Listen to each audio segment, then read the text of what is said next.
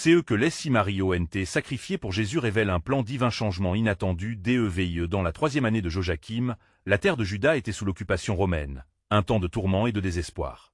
Les murmures de révolte résonnaient dans les ruelles de Jérusalem, mêlés aux prières des femmes qui, dans le secret de leur cœur, aspiraient à la délivrance. Parmi elles se trouvait Marie, qui se tenait ferme aux côtés de Jésus, chacune portant un fardeau de sacrifice. Marie de Nazareth, la mère de Jésus, vivait un appel divin inattendu depuis la visitation de l'ange Gabriel. À travers la souffrance du rejet, elle avait embrassé la promesse d'un sauveur. La douleur de voir son fils méprisé par le monde pesait sur ses épaules, mais sa foi restait inébranlable. Chaque pas qu'elle faisait avec lui était un acte d'obéissance à la volonté divine. Marie-Madeleine, quant à elle, portait les stigmates d'une vie marquée par la délivrance. Libérée de cette démon par Jésus, elle était devenue la première à témoigner du pouvoir transformateur du Christ. La société l'avait rejetée, mais elle avait trouvé son identité en lui. Son sacrifice résidait dans l'abandon de son passé pour suivre celui qui lui avait donné un nouvel avenir. Puis il y avait Marie, la sœur de Marthe et de Lazare. Assise aux pieds de Jésus, elle choisissait l'écoute plutôt que les conventions, offrant chaque instant à la sagesse divine plutôt qu'aux préoccupations quotidiennes. Son dilemme personnel était de savoir si elle voulait plaire aux attentes des autres ou embrasser la vérité qu'elle voyait dans les enseignements de Jésus. Alors que les tensions montaient en Palestine, ces femmes voyaient leur loyauté mise à l'épreuve. Elles se tenaient aux côtés de Jésus lorsqu'il fut condamné, ressentant chaque coup comme une douleur profonde dans leur âme. Quand Judas a trahi leur Seigneur pour 30 pièces d'argent, le cœur de Marie de Nazareth s'est brisé. Pourtant, un espoir tenace persistait en elle. Le rejet et la souffrance qu'elle subissait se transformaient en une gloire promise, un plan divin qu'elle ne pouvait encore discerner. Avant de continuer avec ce récit biblique incroyable, je veux m'assurer que vous ne manquez aucune de ces histoires puissantes des Écritures. Cliquez sur l'icône de cloche et sélectionnez toutes les notifications. Ces narratifs bibliques ont transformé d'innombrables vies à travers l'histoire. Si la parole de Dieu à travers cette histoire vous bénit, s'il vous plaît aimez et partagez avec quelqu'un qui a besoin d'entendre sur la fidélité de Dieu aujourd'hui. Dites-moi dans les commentaires, quelle histoire biblique a le plus impacté votre parcours de foi? Je suis toujours émerveillé de comment la parole de Dieu parle au cœur à travers les générations. Maintenant continuons avec ce que le Seigneur fit ensuite. Sur le chemin de la croix, elles étaient présentes, témoignant de l'amour incommensurable de Dieu dans la souffrance la plus profonde. Chaque goutte de sang versée par Jésus nourrissait l'espoir d'une rédemption future. En ce moment tragique, leur sacrifice devenait une lumière dans les ténèbres, une promesse que la douleur n'était pas vaine. 3 jours plus tard, Marie-Magdalène, la première à découvrir le tombeau vide, recevait la mission de porter la bonne nouvelle, il est ressuscité. La transformation qu'elles avaient toutes vécue par leur fidélité devenait le témoignage d'une histoire bien plus grande que leur sacrifice. Leur loyauté n'était pas seulement une histoire de souffrance, mais le début d'un changement inattendu pour toute l'humanité. Ce moment de résurrection les laissait avec des promesses non résolues, interrogeant le lecteur. Quel impact ces choix sacrifiés ont-ils eu sur le monde? Et en quoi leurs histoires individuelles, tissées ensemble par la foi, illustraient le plan divin d'alliance et de rédemption? La résonance de leur sacrifice challenge. Chacun à réfléchir sur le sens de sa propre foi, sur comment des choix des abandons peuvent ouvrir la voie à un changement extraordinaire. Alors que la lumière du matin se levait sur Jérusalem, une atmosphère de sainteté envahissait la ville. Les murmures de ceux qui avaient entendu l'annonce de la résurrection de Jésus s'intensifiaient, semant un mélange d'espoir et de perplexité dans les cœurs de ceux qui avaient autrefois désespéré. Les 6 maris, après avoir été témoins du miracle le plus grand, commençaient à comprendre l'ampleur de leur sacrifice et de leur choix de le suivre. Marie de Nazareth, contemplant le vide du tombeau, ressentait une vague des émotions la submerger. Elle se remémorait chaque moment passé à élever son fils, conscient de sa nature divine. Les paroles de l'ange Gabriel résonnaient encore avec force. Il sera grand et sera appelé fils du Très-Haut. La promesse faite à elle était désormais en route pour un accomplissement au-delà de tout ce qu'elle aurait pu imaginer. Marie-Madeleine, quant à elle, courait dans les rues, son cœur débordant de joie. Il est vivant. S'écriait-elle. Elle savait que tout ce qu'elle avait traversé avant de rencontrer Jésus, chaque chaînon brisé de sa vie, avait conduit à cette victoire. Leurs actions, pensait-elle, n'avaient pas simplement révélé leur dévotion, mais elles avaient joué un rôle essentiel dans le plan de Dieu pour la rédemption du monde. Écrasée, elle méditait sur le sens de sa transformation, se remémorant ses moments d'obscurité et comment elle avait accueilli dans la lumière. Le groupe de femmes se retrouvait souvent, s'efforçant d'interpréter ce qui se tramait dans le ciel spirituel. Marie, la sœur de Lazare, prenait le temps de réfléchir à ce qui était en train de se dévoiler. Elle était une des premières à comprendre que Jésus n'était pas simplement là pour délivrer Israël du joug romain, mais qu'il avait un but plus grand, rassembler tous ceux qui croiraient dans son nom et établir un royaume éternel. Elle invita les autres à contempler ce qui pourrait être le prochain chapitre de leur mission divine. Les mots de Jésus résonnaient dans son esprit. Je suis la résurrection et la vie. Leur parcours n'était pas seulement un chemin parsemé d'éprouvantes souffrances, mais une invitation à participer à la grande œuvre de Dieu, à porter l'Évangile à ceux qui vivraient encore dans l'ombre, incapables de voir la lumière. Cependant, un vent de perplexité soufflait sur la ville. Les autorités religieuses et romaines, réalisant l'ampleur de cette nouvelle foi en Jésus, commençaient à planifier leur réponse. Un rassemblement secret fut convoqué parmi les pharisiens, cherchant à étouffer dans l'œuf cette secte qui menaçait leur autorité. Le climat devenait électrique, et les maris savaient que leur détermination serait mise à l'épreuve. Un jour, alors qu'elles se rassemblaient pour prier, une vision traversa l'esprit de Marie de Nazareth. Elles furent frappées par un message divin. « Ne craignez pas, car je suis avec vous tous les jours, jusqu'à la fin du monde. » Cette promesse bilatérale leur galvanisa le cœur. Chaque femme se sentait renforcée, déterminée à partager la vérité de la résurrection. Alors qu'elles faisaient des plans pour témoigner de cette bonne nouvelle, une question brûlante germait dans leur esprit. Comment leur message pourrait-il résister à ceux qui présidaient l'ordre établi? Dans le silence de leur prière, elles saisirent qu'elles devaient être prêtes à toute souffrance, rejet, ou même persécution pour l'amour du Christ. Leur sacrifice ne se limitait pas à leur adhésion à Jésus. Cela allait transcender la douleur connue jusqu'alors, et s'étendant en une mission destinée à ouvrir les yeux des nations. C'est ici que le plan divin se révélait. Les maris comprenaient maintenant que leur rôle dans cette histoire allait largement au-delà de leur peine personnelle, incarnant l'expression de l'amour rédempteur de Dieu. Et alors que le jour se levait, leurs âmes s'éveillaient aussi à un mystère plus profond, que chaque acte de foi soit un acte de courage, une pierre précieuse dans l'édifice de la nouvelle alliance. Quand elles découvrirent l'étendue de la majesté du Seigneur, elles réalisèrent que leur vie ne serait jamais la même. Les jours passèrent, et chaque matin apportait avec lui l'écho de la résurrection, renforçant la détermination des 6 maris. En se réunissant dans une maison proche des murs de Jérusalem, elles se consacraient à la prière et à l'étude des Écritures, renforçant leur foi et leur conviction qu'elles étaient appelées à proclamer cette merveilleuse vérité. Marie de Nazareth, toujours la première à arriver, passait du temps à prier seule, demandant à Dieu de l'éclairer sur ce qui était à venir. Elle méditait sur les propos du prophète Ésaïe, qui avait dit « Le peuple qui marchait dans les ténèbres a vu une grande lumière.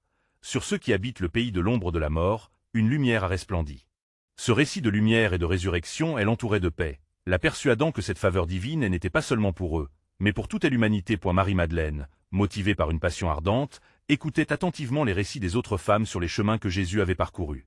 Elle se rappelait de la manière dont son propre cœur avait été restauré par sa miséricorde, et comment chaque jour, sa vie se transformait davantage à travers l'exemple de l'amour du Sauveur. Nous devons aller vers ceux qui sont pris au piège de l'obscurité et leur raconter ce qu'il a fait pour nous, insistait-elle avec ferveur. Nous sommes les messagères de sa résurrection. Cependant, de tel autre côté de la ville, les autorités s'agitaient. Les chefs religieux, craignant pour leur pouvoir, se réunissaient souvent dans l'ombre pour comploter. Leurs discussions résonnaient dans les couloirs du temple comme un murmure contagieux de panique. Nous devons faire disparaître cette histoire de résurrection avant qu'elle ne provoque un émoi parmi le peuple, s'exclama un pharisien, sa voix trahissant son inquiétude.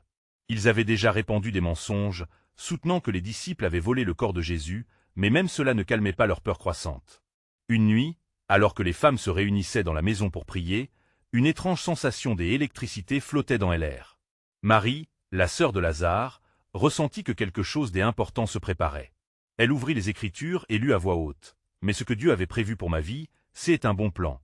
C'est un plan pour me donner un avenir et de l'espoir. » Ces paroles résonnèrent dans le cœur de toutes, éveillant en elle une promesse précieuse. Le lendemain, tandis qu'elle sortait pour dispenser la nouvelle de la résurrection, un groupe de soldats romains flottit sur leur chemin, surveillant les rues avec suspicion. Leurs cœurs se mirent à battre à l'unisson de la peur, mais la voix de Marie de Nazareth s'éleva, brisant le silence. « N'ayez pas peur, nous venons avec la vérité de la vie. » Les soldats, surpris par cette affirmation, n'osaient pas s'interposer. Les femmes continuèrent leur route, leurs cœurs embrasés de courage. Alors qu'elles approchaient d'une assemblée de disciples cachés, elles furent accueillies par des regards pleins d'incertitude. Marie-Madeleine s'avança, et en voyant leur visage soucieux, elle déclara avec un éclat de foi, « Nous avons vu le Seigneur. Il est vivant. » À ces mots, une onde de choc traversa la pièce, et la vérité de la résurrection s'enflamma comme une lumière dans les ténèbres. Et la réaction des disciples fut variée. Certains pleuraient de joie, d'autres doutaient encore, mais ensemble, ils savaient que quelque chose de divin se déployait. Les femmes avaient non seulement été témoins, mais devenaient elles-mêmes les premières annonciatrices du royaume annoncé par Jésus. Au cœur de cette action, une promesse divine se dévoilait, éclairant leurs âmes d'un nouvel appel. « Vous serez mes témoins à Jérusalem, dans toute la Judée et jusqu'aux extrémités de la terre », résonnaient les paroles précieuses de Jésus dans leur esprit. Chaque pas qu'elle faisait leur révélait que le plan de Dieu pour la Rédemption s'étendait au-delà de leurs craintes. Les maris réalisèrent alors qu'une nouvelle époque s'ouvrait devant elles, remplie de promesses et d'épreuves, une époque où elles seraient instruments de son œuvre. En toute confiance, elles avançaient, prêtes à embrasser ce que l'avenir leur réservait. « Car je sais quels sont les projets que j'ai formés à votre égard, dit l'Éternel, projets de paix et non de malheur, afin de vous donner un avenir et une espérance. » Dans les jours qui suivirent, l'atmosphère à Jérusalem était empreinte d'une tension palpable. Les disciples, bien que réjouis par la nouvelle de la résurrection, demeuraient inquiets face à la réaction éventuelle des autorités. Les 6 maris, unis par leur foi fervente, se regroupaient encore dans la maison, lançant des prières et chantant des louanges à leur Sauveur. Marie de Nazareth, sentant que le temps de l'action était proche, exhorta les autres à persévérer dans la foi. « Écoutez, mes sœurs, la lumière que nous avons vue au tombeau, elle n'est pas seulement pour nous. Elle doit être semée dans le cœur de tous ceux qui vivent dans l'angoisse, disait-elle avec force. Marie-Madeleine hocha la tête, son esprit empli d'impatience, rêvant déjà d'aller vers ceux qui, dans les ténèbres, aspiraient à la lumière de Christ. Après quelques jours, ils décidèrent d'organiser une assemblée secrète, loin des oreilles indiscrètes. Les femmes, avec l'aide des disciples, s'approvisionnèrent de pain et de vin, une communion sacrée, évoquant la dernière scène. Au milieu des conversations chuchotées et des sourires timides, un murmure émergea. « Le Seigneur a promis que nous serons dotés de puissance d'en haut. » Et ce soir-là, alors que l'assemblée était rassemblée dans une pièce obscure, l'atmosphère prit une tournure spirituelle inattendue. Tout à coup, un souffle violent se fit entendre, une telle puissance que les fenêtres tremblèrent. Les cœurs des disciples étaient remplis des angoisses et des émerveillements, et ils se regardèrent avec des yeux écarquillés. Marie de Nazareth, elle-même touchée par une révélation, se leva et s'écria « Il se passe quelque chose de grand, commencez à prier. » Au moment où elles levèrent leurs mains vers le ciel, des langues de feu apparurent sur chacune d'elles, chaque mari s'émerveillant de ce spectacle divin. Elles commencèrent alors à parler en différentes langues, proclamant les merveilles de Dieu. Les cris de joie résonnaient dans la pièce, et simultanément, des disciples vêtus de leur foi se joignirent à elles, remplis de l'Esprit Saint. Cette manifestation du Saint-Esprit fit trembler le cœur de ceux qui avaient été auparavant paralysés par la peur. Leurs doutes se volatilisèrent alors qu'ils prenaient conscience de la force dynamique qui les entourait. Et l'un des disciples, Pierre, qui avait succombé à la peur lors du procès de Jésus, se leva, illuminé par la vérité nouvelle qui brûlait en lui. « Mes frères, le temps est venu. Annoncez le Christ ressuscité. Que chacun entende et voie sa gloire. » Alors qu'ils quittaient la maison, les maris et les disciples se dirigèrent côte à côte vers le temple. Leurs pas, empreints de l'assurance que leur mission était divine, résonnaient sur les pavés de Jérusalem. Les autorités, qui avaient mis au point leur complot, n'étaient pas conscientes que la véritable lumière de la résurrection se répandait déjà au milieu des gens de la ville. « Ce que nous avons vu et entendu, nous ne pouvons le cacher. » proclamait l'une des maris.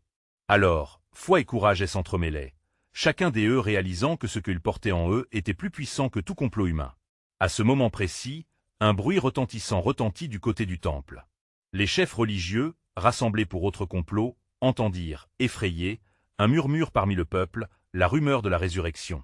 L'un d'eux, au visage blême, murmura « Il doit être stoppé, avant que cela ne devienne incontrôlable. Car je répandrai mon esprit sur toute chair, vos fils et vos filles prophétiseront, vos jeunes auront des visions, et vos vieillards rêveront des rêves. » Joël 2h28, le plan divin s'élargissait, dévoilant un futur d'espoir et de témoignage à ceux qui avaient été plongés dans la nuit de la mort. Alors qu'ils avançaient vers le temple, une grande effervescence régnait dans l'esprit des disciples et des maris. Chacun leur cœur était animé d'une ferveur nouvelle. Pierre, suivant le flot de l'esprit, dirigea le groupe vers une place publique, là où le peuple se rassemblait pour la prière, ignorant des événements spectaculaires qui se déroulaient en leur sein. L'atmosphère était chargée des anticipations. « Mes frères et sœurs, écoutez ce que je vais vous dire. » s'écria Pierre, sa voix résonnant à travers la foule qui s'était amassée, intriguée par cette montée en puissance. « Vous avez entendu parler de Jésus de Nazareth, cet homme puissant en miracles, en prodiges et en signes. Vous l'avez vu crucifié, mais aujourd'hui, il est vivant et nous en sommes les témoins. » Les murmures parmi la foule s'intensifièrent. Les visages, jadis marqués par le désespoir, commençaient maintenant à s'illuminer d'une nouvelle espérance. Les maris, subtils maîtres de la parole, surent prêter leur voix pour soutenir l'enseignement de Pierre. Marie-Madeleine se leva et ajouta avec conviction « Il est ressuscité pour apporter la paix à ceux qui croient en lui. » La transaction divine entre la peur et la foi se jouait au cœur de cette assemblée. Alors que Pierre et les maris continuaient à témoigner, un homme avança, son visage marqué par l'incrédulité. « Comment pouvons-nous croire cela? Tout cela est insensé. » demanda-t-il, les mains tremblantes d'angoisse, cherchant des raisons de rejeter une vérité si bouleversante. À cela, Pierre répondit avec douceur, mais fermeté. L'Esprit de Dieu a été répandu sur nous tous. Écoute les paroles des prophètes et vois leurs accomplissements. Joël a prédit ces jours. Et il arrivera, dans les derniers jours, que je répandrai mon esprit sur toute chair. Ce fut comme si une lumière s'était allumée dans les âmes de ceux qui étaient tentés de tourner le dos à la révélation. Des larmes coulaient sur les joues des croyants, alors qu'ils réalisaient l'ampleur de la grâce accordée à l'humanité. Certains tombèrent à genoux, poussés par un repentir sincère, tandis que d'autres se joignirent à la proclamation des merveilles de Dieu. À au milieu de ce tumulte de lumière et des cris de joie, un groupe de chefs religieux apparut, défiant les disciples avec leur méfiance bien ancrée. « Qui vous a donné ce pouvoir? Pourquoi prêchez-vous ainsi ?» demanda l'un d'eux, le visage déformé par l'angoisse. Pierre les regarda droit dans les yeux. « C'est par Jésus-Christ de Nazareth, que vous avez crucifié, mais que Dieu a ressuscité des morts. » Le choc résonna parmi les autorités, et leur dessein machiavélique de maintenir la peur s'effritait devant cette déclaration puissante. Alors que le ciel se teignait de lumière et que les cœurs se tournaient vers la vérité de la résurrection, le plan divin se manifestait puissamment. Partout où ils allaient, les paroles de vie commençaient à résonner, éveillant une soif spirituelle inextinguible parmi les foules. L'un des plus anciens parmi la foule, témoignant du passage des âges, se leva, sa voix tremblante mais assurée. « Le peuple de Dieu est appelé à un grand réveil. Laissez-nous nous unir dans la prière et la louange. Dans cette promesse de tel esprit, nous trouverons notre force. Car moi, je connais les projets que j'y ai formés à votre égard, dit l'Éternel, projets de paix et non de malheur, afin de vous donner un avenir et de l'espérance. » Jérémie 29, 11. La révélation imminente du dessein de Dieu commençait à vibrer dans le cœur de chaque croyant, appelant tous à se lever et se préparer à l'incroyable mouvement de son amour. Alors que l'écho des paroles de Pierre se dissipait dans l'air chaud de Jérusalem, l'assemblée, captivée par l'Esprit, se transforma en un océan de foi bouillonnante. Leur cœur, autrefois affligé par le chagrin, battait désormais à l'unisson, tels des tambours de guerre appelant à la défense de la vérité. Les 6 Maries, figures emblématiques de cette communion émergente, se tenaient en prière, leurs yeux brillants d'une détermination nouvelle. Marie, la mère de Jésus, leva ses mains vers le ciel, ses larmes mêlées de joie et de gratitude. « Père de notre foi, écoutez notre supplication. » implora-t-elle, une force irrésistible dans sa voix. Nous avons vu le Christ souffrir et mourir, mais aujourd'hui, nous témoignons de sa victoire sur la mort. Qu'aucune âme ne se perde, qu'aucun cœur ne vacille devant le doux son de cette vérité. La foule, touchée par la foi indéfectible de ces femmes, se mit à prier avec ferveur. Les doutes s'effacèrent, et des visages autrefois marqués par l'incertitude se transformèrent en reflets de puissance et de lumière. Pierre, sentant le mouvement irrésistible de l'Esprit, prit la parole une fois de plus. « Repentez-vous, et que chacun de vous soit baptisé au nom de Jésus-Christ, pour le pardon de vos péchés. Et vous recevrez le don du Saint-Esprit. » À ces mots, l'assemblée s'embrasa. Plusieurs, convaincus par une onction divine sur le message, s'avancèrent, implorant le baptême. Les rituels de purification qui autrefois évoquaient la loi et le jugement se remplissaient maintenant de grâce et de rédemption. Les maris, émerveillés, discernèrent une œuvre qui se déployait à une échelle qui transcenderait l'imaginaire. Cependant, parmi ceux qui se levaient avec foi, se tenait un certain Simon le magicien, un homme dont la renommée reposait sur une illusion de pouvoir. Intrigué par ce phénomène, il réalisa que le vrai pouvoir se manifestait non pas dans l'artifice, mais dans l'authenticité de l'esprit. « Je veux aussi ce pouvoir », s'écria-t-il, tâchant d'acheter le don de Dieu, ignorant que le Saint-Esprit ne se marchande pas. Pierre, avec une intensité fulgurante, répondit « À ta place, je tremblerais devant le jugement du Dieu vivant. Ta pensée est éloignée de la vérité. Repens-toi de ton mal et implore la miséricorde. » Le coup de tonnerre de la vérité résonna parmi ceux qui écoutaient. Ce moment de confrontation entre la lumière et l'ombre marquait le début de combats spirituels qui sauraient s'intensifier dans les jours à venir. Les jours suivants, la communauté grandissait, tant spirituellement que numériquement. Les signes et merveilles accompagnaient la proclamation des apôtres, et les cœurs étaient attirés par la puissance de l'amour divin. Les disciples comprenaient alors la profondeur du sacrifice, la douleur de la croix étant désormais ancrée dans le récit de leur rédemption. Marie-Madeleine, dans un élan de compassion, s'adressa à l'assemblée. « Regardez ce que nous avons reçu. Le prix payé a été immense, mais anticipons la moisson qui nous est promise. Que chacun de vous soit une lumière dans ce monde. » Les regards se levèrent vers le ciel, et la promesse contenue dans Ésaïe résonnait dans leurs âmes. « Je ne vous abandonnerai jamais, et je serai avec vous jusqu'à la fin des temps. » La réalité de leur appel dépassait tout qu'ils pouvaient imaginer. ETC dans cet événement de grâce que Dieu, dans sa sagesse infinie, préparait d'ores et déjà un plan grandiose. Car il a fait toute chose bonne en son temps, annonçant ainsi un réveil spirituel qui marquerait l'histoire de l'humanité et bouleverserait les cœurs. Mais ce que l'Assemblée ne mesurait pas encore, c'était l'ampleur du défi qui les attendait. La résistance se développerait inéluctablement, et dans les jours qui viendraient, la lumière devrait affronter l'obscurité d'une manière qu'aucun d'eux n'aurait pu prévoir. Les promesses et les déclarations de la vie abondante se mêlaient à la certitude croissante que le meilleur était à venir. Car je suis convaincu que rien ne pourra nous séparer de l'amour de Dieu, ni la mort, ni la vie, ni ange, ni autorité, ni pouvoir, écrivait Paul dans les lettres futures. Voilà le dessein de Dieu, encore caché, mais d'ores et déjà en mouvement, préparant une voie où la foi deviendrait une arme, et l'amour, une révolution. Les jours passèrent dans une atmosphère vibrante de miracles et de promesses, et la communauté grandissante de croyants ressentait la présence palpable du Saint-Esprit. Les apôtres, unis dans la prière, renouvelaient leur engagement envers la mission que le Christ leur avait confiée. Dans chaque réunion, des histoires de guérison, de délivrance et de transformation circulaient comme des flammes d'espoir dans les cœurs assoiffés. Marie, la mère de Jésus, partageait souvent ces instants chargés de gloire. Sa voix, pleine de tendresse et d'autorité, s'élevait dans l'assemblée. « Mes enfants, regardez autour de vous. Cela ne vient pas de nous, mais du Dieu vivant qui agit encore parmi nous. Gardez vos cœurs humbles et vos âmes ouvertes. Le temps est venu pour que nous soyons des témoins de sa grandeur. » Un jour, alors que l'assemblée se réunissait dans la maison de Marie, mère de Jean surnommé Marc, une ombre s'éteignit dans l'entrain collectif. Simon le magicien, ayant réalisé que sa réputation était en péril face à la puissance d'El Shaddai, chercha à revendiquer cette nouvelle lumière pour lui-même.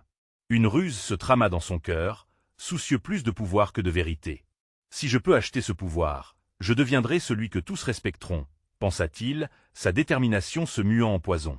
Il s'adressa aux apôtres. « Donnez-moi aussi cette autorité, et je vous donnerai des sommes d'argent. » La réaction des apôtres fut immédiate. Pierre, se levant avec une résolution empreinte de sainteté, s'exclama « Que ton argent périsse avec toi. Tu as pensé que tu pourrais acheter le don de Dieu. Tu es dans le poison de l'amertume et l'esclavage du péché.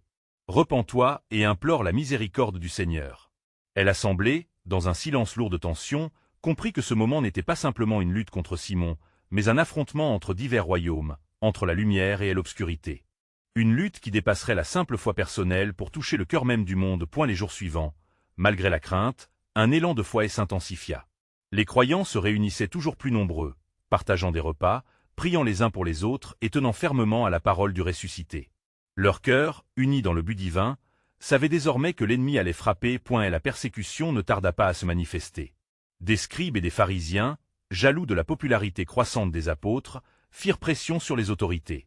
Il faut réduire au silence ces voix qui proclament un nouvel enseignement, une résurrection prodigieuse. Ce fut ainsi qu'un complot se trama dans l'obscurité, mais la lumière ne fut pas éteinte.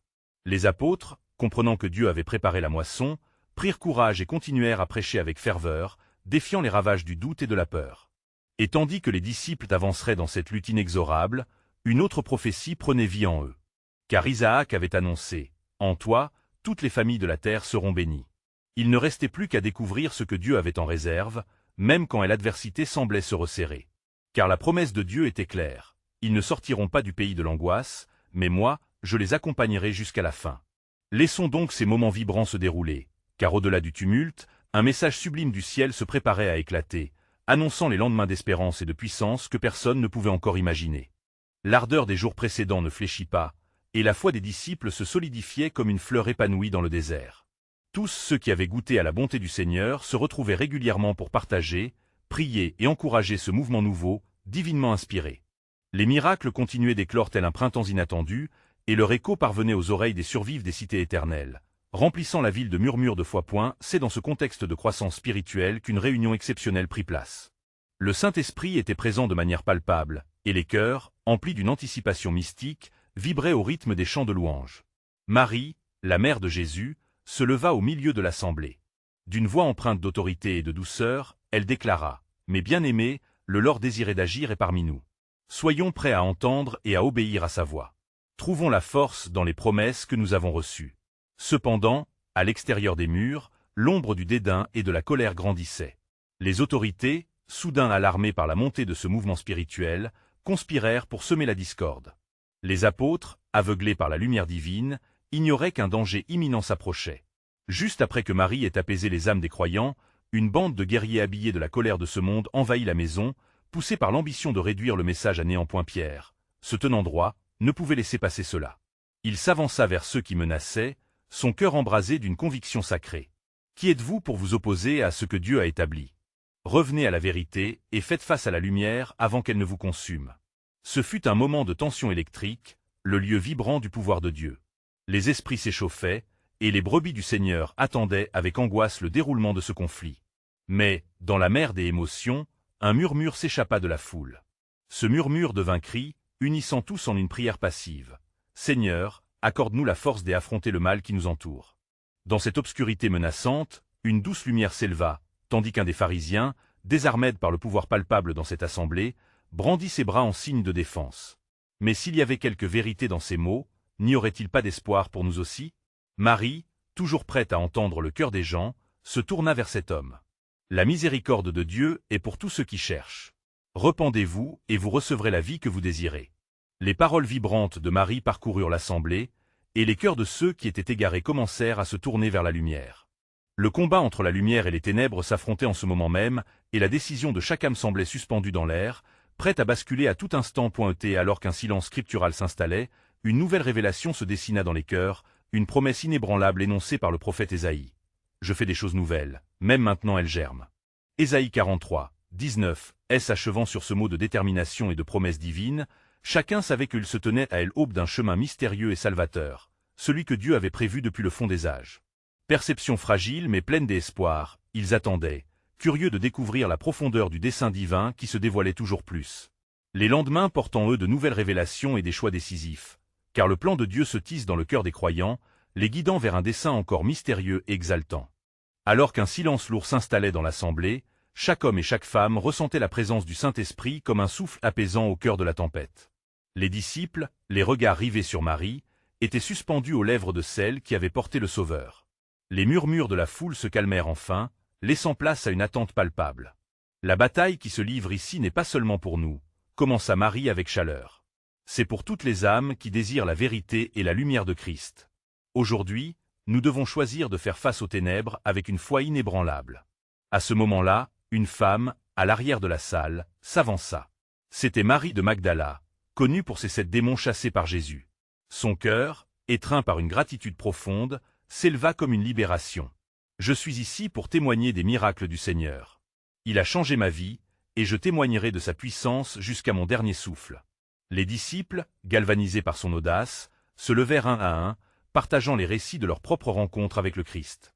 Jacques, frère de Jean, leva la voix. « Je me souviens de cette nuit où il nous a apaisés au milieu de la tempête. Il a calmé les vagues, et il peut apaiser les tempêtes de nos cœurs aujourd'hui encore. » Pierre, enflammé par ces témoignages, ajouta avec force. « La résurrection et la vie sont dans ce nom puissant. Si notre voix s'élève pour proclamer la vérité de Christ, qui peut nous défier ?» Dans cet exaltant moment de témoignage, un changement irrévocable s'annonça. Les représentants des autorités, nimbés d'une arrogance aveugle, regardaient la scène, perplexes. Tout à coup, un membre du Sanhédrin, Gamaliel, s'avança prudemment. Ne pouvant ignorer le changement dans l'assemblée, il demanda « Que faire avec ce mouvement? Si cela provient de Dieu, il est vain de s'opposer. Mais s'il provient des hommes, cela périra. » Marie, perceptible à la sagesse de cet homme, répondit avec paix « Ce n'est pas un programme humain, mais le plan divin de notre Créateur. Ce que nous vivons ici, c'est l'accomplissement des prophéties qui parlent de rédemption et d'espoir. » Le murmure de la foule s'intensifia. Les cœurs battant la chamade, ils paraissaient plus synchronisés que jamais, comme des cœurs unis dans une symphonie divine. Encore une fois, un élan collectif s'éleva, une supplication commune pour que Dieu fasse connaître davantage de sa gloire. Soudain, une étincelle d'énergie traversa la pièce. Le Saint-Esprit semblait toucher une âme en particulier, une autre Marie qui s'avançait à son tour. Cette Marie, mère des apôtres de Jésus, parla d'une voix empreinte de sagesse maternelle, révélant des sacrifices profondément enfouis. Elle partagea comment, après avoir connu la douleur de perdre un fils, elle avait trouvé dans sa souffrance un amour encore plus grand pour le Christ. Chaque sacrifice fait pour lui, chaque larme versée sur son nom, dit-elle, nous rapproche de l'essence de son message. Ce que nous perdons en ce monde, il nous le rend 1000 fois plus fort dans l'éternité. L'Assemblée, alors submergée par cette vérité résiliente, éleva des prières avec l'intensité d'un cœur unifié. Ils étaient tous conscients que, tandis qu'ils se positionnaient contre le mal, une lumière émanait de leur union, attirant d'autres âmes vers la vérité. « N'ayez pas peur, mes bien-aimés, conclut Marie, la mère de Jésus, la voix vibrante d'émotion. car le plan de Dieu est en marche. Retiendrons-nous cette parole d'Ésaïe, car je crée un nouveau ciel et une nouvelle terre. Ésaïe 65, 17. La promesse divine flottait dans l'air, une révélation préfigurant un chemin de transformation et d'accomplissement. Dans l'attente de ce que Dieu allait encore faire, ils réalisèrent que l'histoire ne faisait que commencer. Une immense vague de mystère et d'espoir s'annonçait, car le dessein divin se tissait et, pour chaque sacrifice, une réponse divine se préparait. Dans les jours qui suivirent, un changement palpable imprégnait Jérusalem. Les rumeurs de la résurrection de Jésus tourbillonnaient comme des vents de tempête dans les ruelles de la ville. Les 6 Maries, maintenant reconnues comme des sentinelles de la foi, sentaient le poids de leur appel croître chaque jour. Elles s'étaient engagées non seulement à proclamer la bonne nouvelle, mais à vivre pleinement ce que signifiait être un témoin du Christ ressuscité. À chaque rassemblement secret où ces femmes se réunissaient, une force nouvelle semblait les envelopper. Marie, la mère de Jésus, méditait souvent sur les paroles de son Fils. En vérité, je vous le dis, celui qui croit en moi fera aussi les œuvres que je fais, et il en fera de plus grandes. Ces mots prenaient une signification profonde alors qu'elle s'apprêtait à répandre l'Évangile aux confins de la terre. Mais l'atmosphère était également teintée de défis, car les autorités romaines et religieuses de Jérusalem, alarmées par cette nouvelle dynamique, commençaient à resserrer leur emprise. De sombres complots se tramaient dans l'ombre, cherchant à éteindre la flamme vivante de la foi qui embrasait le cœur du peuple. Les pharisiens rassemblaient leurs ancêtres pour discuter des moyens de neutraliser cette montée en puissance. Que ces apôtres et femmes n'atteignent pas la multitude, sinon nous perdrons notre influence, murmurait-il, la panique face à une promesse divine qu'ils ne pouvaient comprendre point. En réponse, les maris se consacraient à la prière, cherchant la puissance de l'esprit. Lors d'une réunion intense, Marie-Madeleine, revêtue d'une ferveur ardente, déclara « Mes sœurs, nous avons reçu une mission.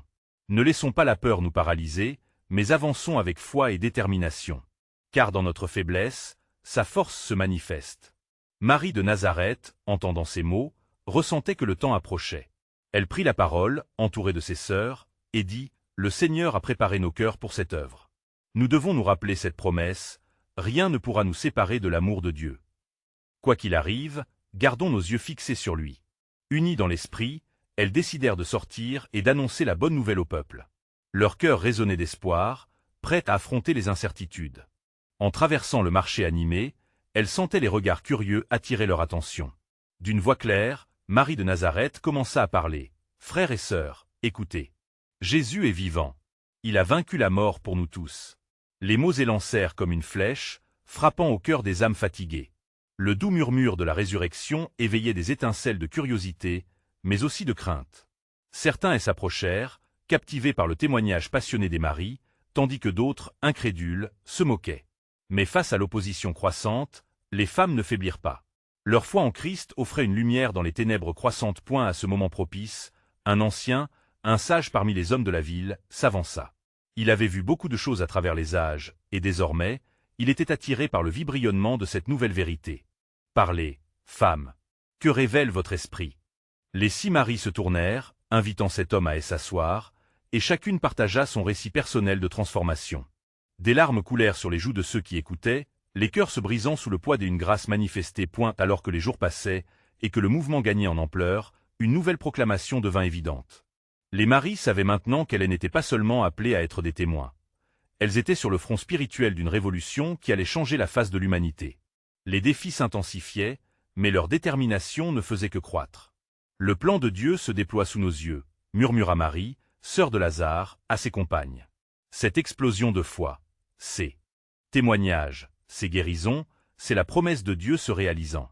Le prophète Ésaïe a déclaré « Et il arrivera, dans les derniers jours, que la montagne de la maison de l'Éternel sera établie comme la plus haute des montagnes. » Ce que ces femmes ne savaient pas encore, c'était que le combat pour ce témoignage serait âpre.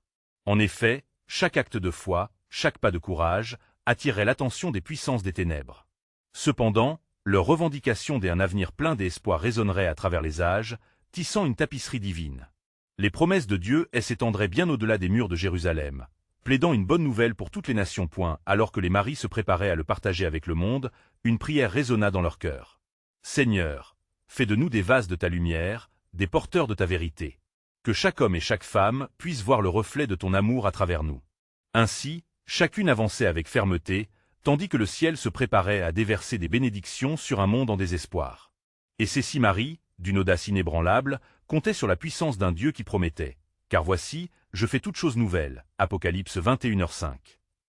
Ce n'était que le début d'une histoire divine alors qu'elles exploraient les profondeurs du plan saint de Dieu, un mystère révélé par la foi et la détermination.